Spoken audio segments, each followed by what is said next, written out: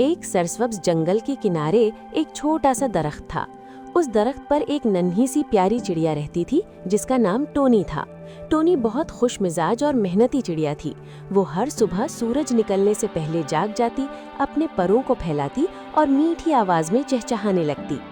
Tony का एक खूबसूरत सा घोंसला था जो उसने तिनकों, सूखी घास और नरम पत्तों से बनाया था। वो रोज जंगल में उड़कर जाती और अपने घोंसले को मजीद मजबूत बनाने के लिए नए तिनके ले आती। जंगल के दूसरे जानवर भी टोनी को बहुत पसंद करते थे क्योंकि वो हमेशा सबकी मदद करती थी। एक दिन जंगल में तेज हवा चलने लगी, आसमान पर काले बादल छा गए और जोरदार बारिश शुरू हो गई। तेज आंधी की वजह से बहुत से दरख्त हिलने लगे। जंगल के जानवर डर गए और अपने अपने घरों में छुप गए। टोनी अपने घोंसले में बैठी थी। अचानक उसने नीचे से एक हल्की सी आवाज सुनी। उसने नीचे देखा तो एक छोटा सा खरगोश का बच्चा दरख्त के नीचे कांप रहा था।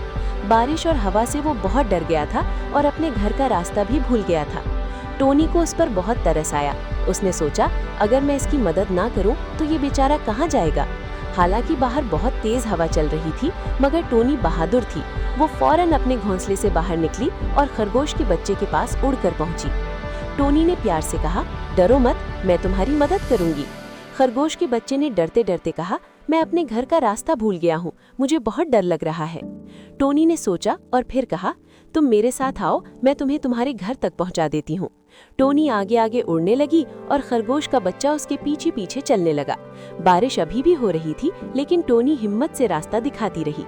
कुछ देर बाद वो एक बड़े दरख्त के पास पहुँचे जहाँ खरगोश का बिल था।